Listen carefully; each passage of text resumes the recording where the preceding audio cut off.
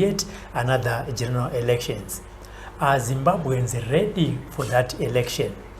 Is the opposition parties ready to accept the results if they lose? Is the ruling party ready to cede power if they also lose the elections? Your guess is as good as mine using the past experience. But what is the way forward? Are Zimbabweans ready for elections, or should the elections be put aside so that there can be a government of national unity and the people concentrate on building the economy of the country? Your guess is as good as mine. My name is Robert Afmani, and thank you very much and a warm welcome to Sly Media. This is your favorite online television station. What you need to do is just to click that like or follow button so that every time we are live on air, you will get a notification and you will not miss these programs. And also remember to share with your friends as well. And we are also live streaming on various social media platforms so that we can have a wider reach. And as I've said, 2023 is a year that we are going to have elections. And are we ready for those elections? But to help me to discuss and talk more about this is a gentleman who says and believes the story is different. Zimbabweans should put elections aside and concentrate on the economy. How then are we going to do that? Mkomata Faso, welcome to Sly Media. Thank you very much for having me, Sly. In your own opinion, do you think, as I've said from the beginning, are Zimbabweans ready for general elections? That's a very problematic question, but I think ready or not, the problem is elections will not serve any good purpose, because as you alluded before, the result usually is already known. So the best way forward, given the current scenario, is a government of national unity, where opposition parties should unite, come together, and put their differences aside, and also then have a meeting with the ruling party to form a government of national unity, and then focus on building the economy, peace, and also unity of the nation. Yeah, but considering from the, as I've said, from the past experience, obviously the opposition have always said the elections are not free and fair. Yes. And the ruling party always say, we have won, let's go ahead. Why is it, in your own opinion, the opposition do not concede defeat? Of course, like you said, because of the allegation that they think they've always been, the election has always been rigged.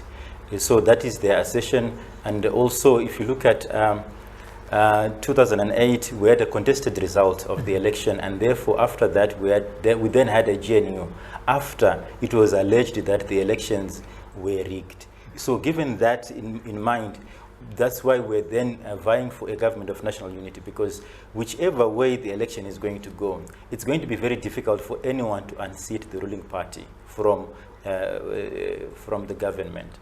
Yeah, but I think it's easy to unseat a ruling party, because what simply people do is to go and cast their vote and vote for their favorite party and candidate. Yeah, theoretically speaking, it is very simple, but practically, the situation on the ground is very different. Because then, remember, towards the election, every election year, we have political violence, we have abductions, we have a lot of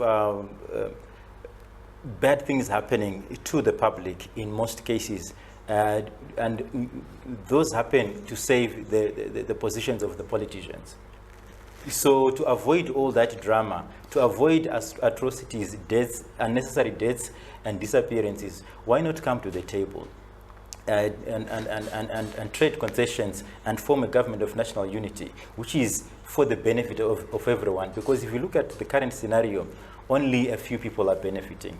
If you look at, if we're talking about elections, only very, very few people benefit.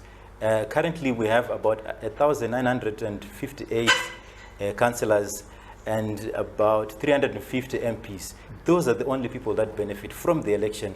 The rest of the public, the rest of the voters do not have any benefit out of the election. So why then worry about the election? Why waste taxpayers' money with the elections instead of coming to the table and then forming a government of national unity? So, but why can't we come to the table and talk about tolerance of different political views before we talk about national unity? Because obviously you and me, in as much as we go and sit on that table and form a government of national unity, we are people with different political views. Why then, as young people, not start by preaching tolerance among different? We are actually already doing that. A lot of, even if you look at a lot of political parties are actually talking about political tolerance, where we come from different political parties, but we tolerate each other's perspectives. But technically, that will not happen. As we know historically, the gospel is preached, but nobody follows it. But why do you think nobody follows it? It is because of certain people wanting to maintain the status quo, because they feel that if you push them out of wherever they are, it is their means of survival, then they're going to lose out a lot. Therefore, they would not want to tolerate this gospel of tolerance, and then they would then have to go the other way around, where they then implement violence as a tactic to intimidate those that would be voting against them, and that creates a win for them. Yeah, but in as much as we go towards the idea of government of national unity, which obviously means people need to sit down and agree. Yes. That's why I'm going back and say, why can't people as Zimbabweans also sit and agree and say no to violence and implement that? Why then do we want to jump to a government of national unity? Sit down and implement that. I think you're right there. That's also another thing we are vying for, to say, you know what, let's be tolerant. Everyone should be tolerant. And once that's happening, and we can have a peaceful election. So tolerance is actually the way to go. From tolerance, then we can talk about a peaceful election. But in Zimbabwe, there's never been such a thing as a peaceful election, in as much as the gospel of tolerance has always been preached. So that's why I'm always saying, you know what, election or no election, I think the best way forward is a government of national unity. If you look at what's happening when you're talking about tolerance, it is an aspect affecting not the politicians, but the general public. The violence is perpetrated on the public, not the politicians themselves. The politicians are free, dining, wining, flying first class all over the world. You know what I mean? But the public, like you and I, are suffering in the streets because we've got a different, you and I have different political views. We start fighting because I think your political party is causing this drama. You think your political party is right. Instead of us, the public, understanding that, you know what, we are fighting over nothing. We don't have to be fighting. We have to be uniting and telling our leaders that what we need is unity, because it has to start from the grassroots. We are the grassroots. We have to demand unity. We have to demand accountability from our political party leaders. But will they listen to us if we say we want unity, if they don't listen to us and say we want a free and fair election? Definitely, they will have to come to it at a time where they will listen to us, because if we speak together with one voice, all political party members, the whole general public, definitely they will listen to us, because it will be a very big push, a very huge voice. We will have leverage if we speak in unison with one voice. So how then can we agree on the government of national unity? Who represents who in parliament? How should it be done? The way it should be done is such that, you know, as the leaders, they should sit together. Remember, these people all have various talents. Yes. These leaders, who are these leaders? Because the leaders come from the people. Yes. We are talking about a government of national unity, where we are supposed to go and elect the leaders that we want. But as of now, let's say there are no leaders. Who are these leaders that should sit and say, let's have a government of national unity? But apparently we do have political party leaders, isn't it? They are the ones that are running the systems.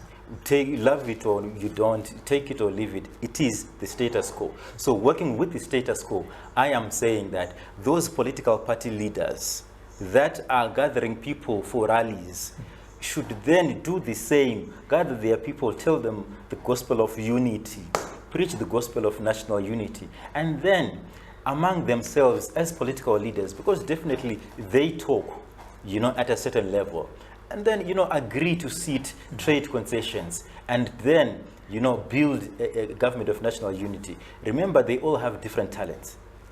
So they should then allocate, say, ministries, strategic ministries, according to talents and capabilities. That will then develop the economy and then create peace and unity in the country. Definitely, as you've said, political leaders should sit down and, discuss. We have had the political actors dialogue, Poland. They've been sitting, they've been meeting. We have heard this through the press at various hotels at the State House. What is it that they've done for an ordinary citizen that they can now do under the umbrella board of government of national unity? These people were meeting to discuss about the welfare of general people. Now that we are talking about a government of national unity where they will sit again, what is it new that they are going to bring out, considering that they have been meeting since the end of the last general election? Unfortunately, it's not all political parties that are involved in the Pollard system. Maybe one or two are out. Exactly, yeah, but also the one or two that are out. If we can have 19 out of 23, that's a majority, obviously. But if we look at only the numbers of the political parties that are there, it won't make sense, because we look at also who's got a bigger following. That's what determines where we are going, and who should be a part of the system. That's one aspect. And two, unfortunately, some of those so-called political party leaders have no followings at all. They are just people that are going out there registering and just to cause confusion. So we wouldn't want those to represent us as the public, because they don't have a following. What are they doing there? That is the reason why they've done nothing, because there's many of them that do not have a following. So even Pachishona, that's why they say it's just a group of people that do not have a following, and therefore they are not even representing the needs of the people, but only their own needs. So why can't we go for an election? Those that have the majority, or not the majority, but the numbers of representatives in the National Assembly, then sit down and form a government of national unity. That's a very good idea as well. I agree with that, because then that's why I was saying, election or no election, we should have a government of national unity. The way or modus operandi to the government of national unity may differ, but at the end of the day, what we want to achieve is a government of national unity. But Tavaz, do you think these people, under what circumstances, really think about you and me, considering that some of them have been in government since 1980? With new leaders that came from the opposition party in year 2000 up to now, 23 years later. What is it that they have brought for the benefit of you and me, that they can now sit down and think about you and me? Unfortunately, nothing. But if you look at the election result of 2008, which was contested, and then we had a rerun, and then after that we had what you call a government of national unity. If you look at that period from 2008 to 2013, 2014, I could feel the dollar in my pocket. The economy was booming. Everyone could get a job. You know, that is what we want. That is why we are saying, from what you've just alluded, that then why not go for an election? If we go for an election, whoever wins can sit down with the others that are also influential, come together, form a government of national unity. Because that is the reason why we're fighting for a government of national unity, because we need that efficiency. We miss it. You know what I mean? So that is the reason, the main reason for that government of national unity. And in your own opinion, Tafadzwa, how long should a member of parliament sit in the National Assembly? We know the president has two-term limits. What about a member of parliament or a senator? Should they continue for their lifetime? I think they should have the same way of operating, that they have to have a term or two and then they're out, because definitely they'll have nothing new to offer. Imagine since 1980, some people are still members of the parliament. What new do they have to offer? Absolutely nothing. That is why we need a change of the way the governance system is functioning. Even if you look at our cabinet right now, you don't have any person who's below the age of 35 years. Why is it that? Because it's an old boys club where, you know what, Madara and their cronies are part of the system and they are running the system. But there's no inclusion or representation of the young generation. What we need also is inclusion. But how can then, as young people, be represented when you are calling for a government of national unity with the same leaders that are old guard? You know, the people that should be retiring are the same people that are giving the mandate to take the country forward. But you and me ceding that mandate to the people that have failed for decades. If you look at the status quo, if I take you back to 2017, there was a president who was taken out of power. How did he leave power? If you look at that scenario, it will tell you that even if you say today we want an overhaul, we want everyone who is in the system now to be out of the system, it's a game we won't win. So what we are just then saying is, it's fine.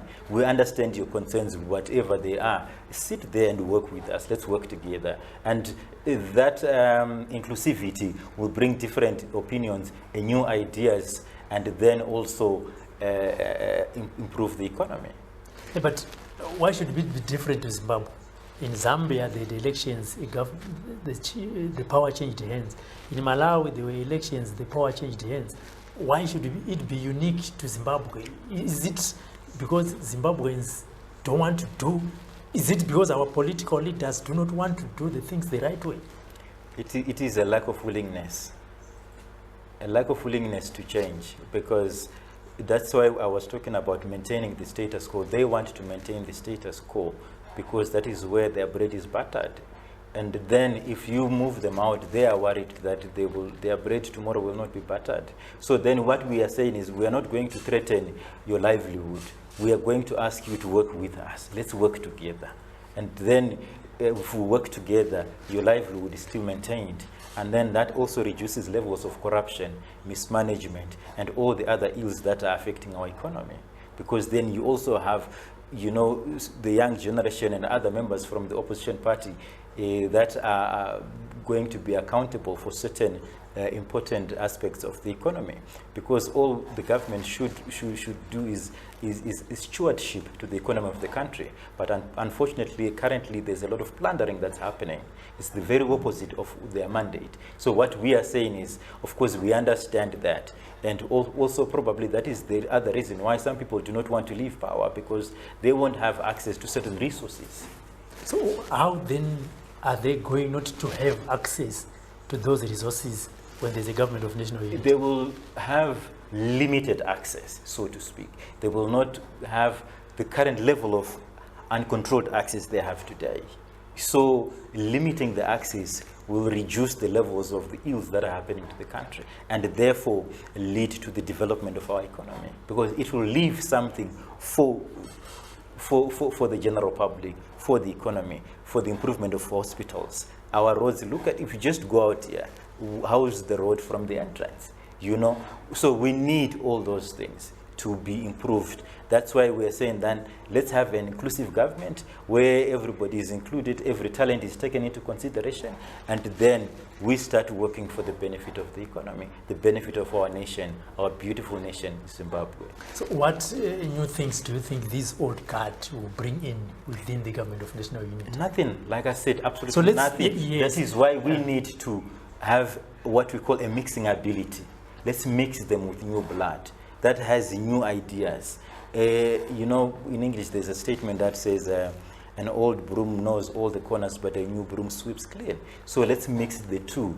The old broom will show us the corners, and then the new broom will sweep clean. That's all we are saying. Yeah, but do you think the old brooms wants to leave? Because no, they don't want to leave. That's why we want to keep them.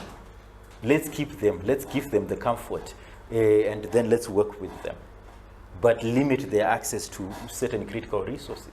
That is the most important aspect. That is the reason why we are calling for a government of national unity, because we do not want violence. We do not want scenarios where there's going to be war in Zimbabwe. You know, we don't want all those things. So what we need is peace. So how do we maintain it? We trade our concessions. You know, you're talking about conflict resolution. There's already an intergenerational conflict in this country, where the old generation is excluding the new generation or the young generation from the important resources and also positions of power. Like I alluded before, if you look at the cabinet arrangement at the moment, you don't have any member of the opposition party. You don't have any young generation member. So what is that? So that is what we are trying to resolve by having a mixing ability, where we mix the old and the new generation, so that they work together for the better of Zimbabwe. Yes. Without asking you which political party you support, do you think, you know, in your right state of mind, Tafazo, if me as your leader is Robert, I'll come to you and say, Tafazo, go and beat Frank because we have lost, or go and beat Frank because he does not agree with our ideology. At your age, at your level of education, speak as a young man representing other young men that are not here. I wouldn't, definitely. Like you said, given my level of education, yeah, it is important. But if you look at the other people out there, the young generation members, busy taking drugs, muturiro, and all that stuff, what do you think they will do? Because they just want money to buy that drug, that come a small bottle of codeine or whatever you call it. They will go and beat up someone and they get that reward. Definitely they will do it. It's happened. Look at what happened in Murewa recently. People were beaten up, grannies for that matter. Why? For political reasons, simply because they had gone to attend a political party meeting and they were beaten by young generation. And who sent those young people? Definitely. It is the same people that you want the young generation to sit on the same table with them and say, let's form a government of national unity. And then we can control them once we are part of the system. Remember, we're talking about we can. But why are we failing to control them now? Because we don't have access to dealing with them. Once we have a government of national unity, it's a peaceful way of working with them and then controlling them. Because right now, can I walk up to the presidential suite there and say, but Mdara, what's happening out there? I can't. Before I even get to the entrance, I'll be beaten up to death. So how are we going to walk there and tell them that let's form a government of national unity? Like we are doing right now, this media house. But it's the same, yes, it's the same platform. Why can't you tell them? We are telling them, they are hearing us as we're speaking. You know what? That's why this conversation is happening. They will have access to this conversation. They will listen to this conversation. And definitely they will think about it. And also remember, it's not only, if you're looking at me, I'm not the only person that's vying for that. We also have some political actors we're dealing with, we are actually communicating with, we're given the message to, that are also going to give the message to the powers that be, those that have access to them. So it's a chain which is cascading the whole thing upwards. So why do you think SADC endorses a sham election in Zimbabwe? It's an old boys club, SADC, and then if you look at them, they're the same generation, they have the same concerns, and most of them actually have been to war. So they want, it's a sense of entitlement which they have. So they want to maintain their clique and also maintain, if you are my friend and we are employed somewhere, you've got a job at some company and I've got a job at some company at the same level, and if they want me out and I talk to you, you've got the powers to play some cards. Can you not play cards for me? You know, because that is the way they are. It's unethical, but it is what it is. That's what we are living with, but we want to get away from that. That is why now we are actually calling for a government of national unity. Are you happy with the caliber of the current members of parliament and senators in parliament? And not all of them. With some of them, yes, but not all of them. For those that you are not happy with, what is their major weakness? Implementation of their mandate. If you look at what is happening out there, that's why I was giving examples of roads. We have MPs representing all these areas and councillors representing all these areas and various leaderships. What have they done? Even representation of the needs of the public. because they are the ones that are supposed to be, you know, in parliament debating issues of the economy, debating issues of employment, because we've got a very high level of unemployment in this country. If you look at what happened yesterday at at NAST University, students were in demonstration. Why? Fees were hiked. Look at most of those kids' parents are civil servants. Are their salaries hiked? Not at all. A civil servant is earning about $50 US. But now, this civil servant has a child at a university. University is now increasing the school fees to $700. So what is this parent going to do? So rightfully so, this demonstration is justified. So do you think the same mindset that created the problems that we are facing now is the same mindset that is going to give us solutions?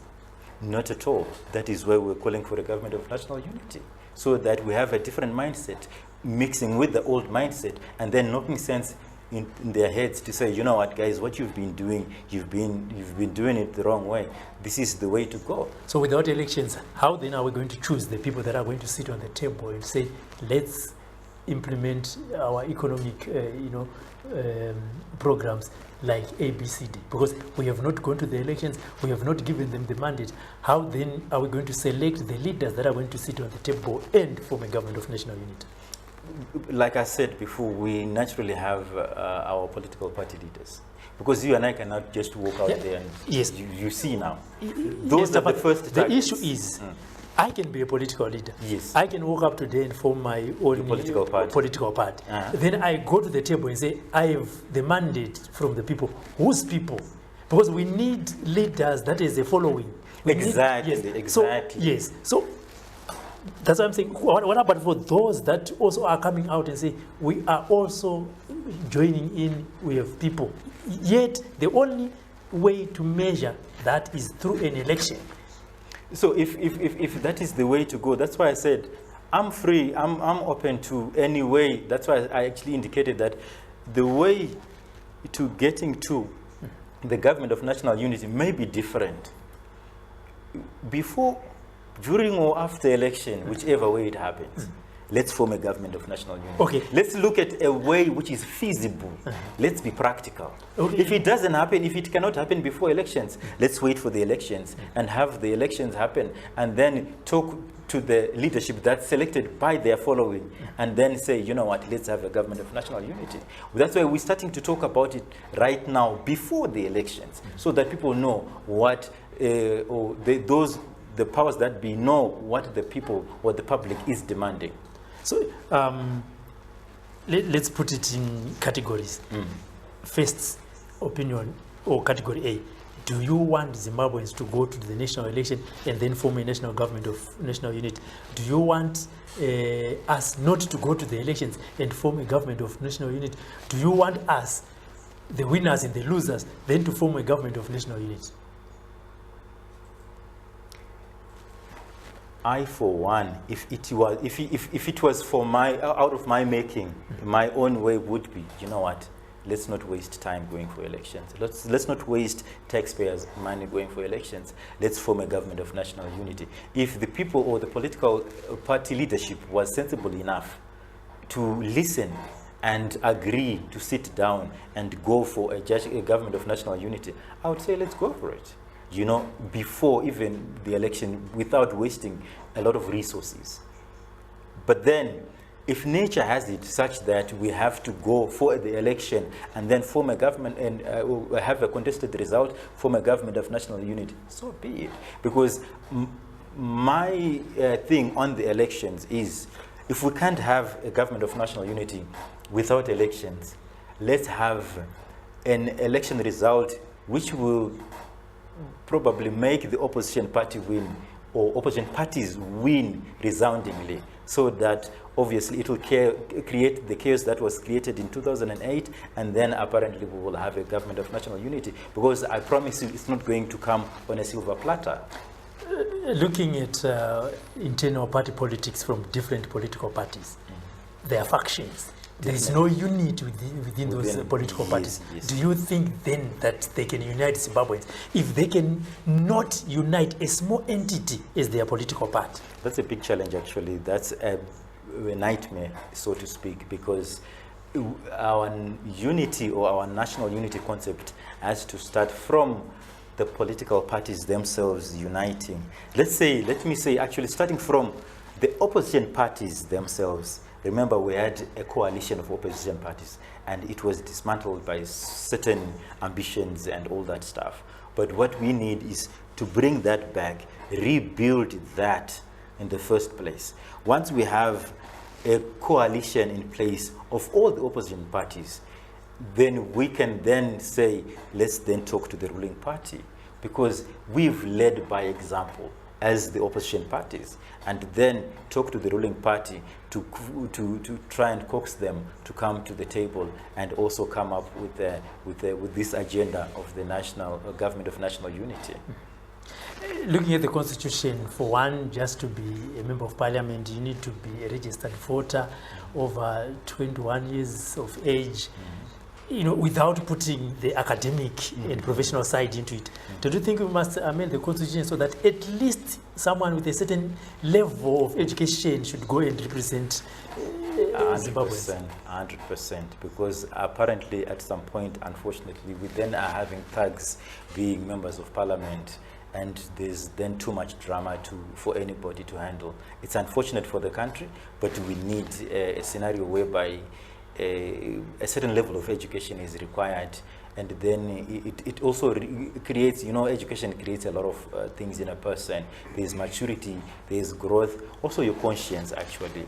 And you know, because certain, you know, if you talk about ACA or some procurement courses that will tell you about or teach you about ethics and in a certain profession. So when you become a part of a certain education entity or group, you learn the ethics, and then you don't become a person that only is after looting, but you become a person that is a professional that wants to work professionally and for the greater good of the nation.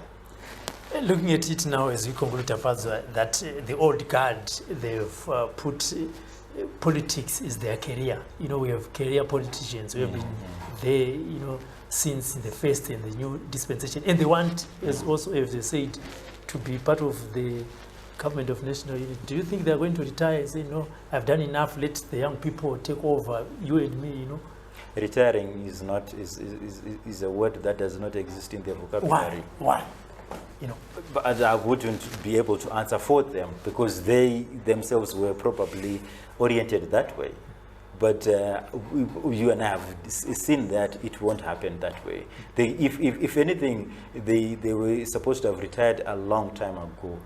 You know, but that's why you look at someone who's part of the politicians and also has been appointed to be a member or a board member of National Railways. How old is that guy? About 81 years old. What is the retirement age in this country? So if you look at that disparity, you realize that retirement is not even a part of what they believe in. But they also run systems where they say employees, my civil servants, should be retiring at a certain age. So what role should young Zimbabweans play in the politics of the country?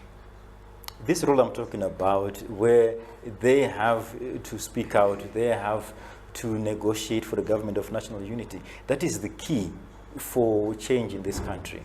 Believe you me, miracles will happen if we have a government of national unity. Well, I may disagree or agree to disagree with you, but it's your opinion that only the government of national unity can save Zimbabwe. Of course, we agree to disagree. It is allowed, and it's as long as it's a clean disagreement. This is exactly what should be happening at political level, where they disagree or agree to agree or disagree to agree, whichever way, and also move forward for the benefit of our nation. You know. But do you think young Zimbabweans would want to leave the politics of the day to the older generation? Not at all. That is why If you look at our current status quo, I think initially I spoke about the intergenerational conflict between the old and the younger generation. The old generation being represented by the ruling party, and the younger generation being represented by the opposition parties. So definitely the younger generation is not willing to leave political matters in the hands of the old guard. They're actually fighting hard to get places in the system so that they can also show that they have the ability and capability, and they have the desire to improve the economy. So just in short, Tafaz, tell me, why should we have a government of national unity? Tell me and other Zimbabweans that are watching right now, just in brief, because we have talked quite a lot, those that are just joining us, why should we as Zimbabweans have a government of national unity? We should have a government of national unity so that peace can prevail in this country, so that unity can prevail in this country, and economic development can happen, and employment creation can happen.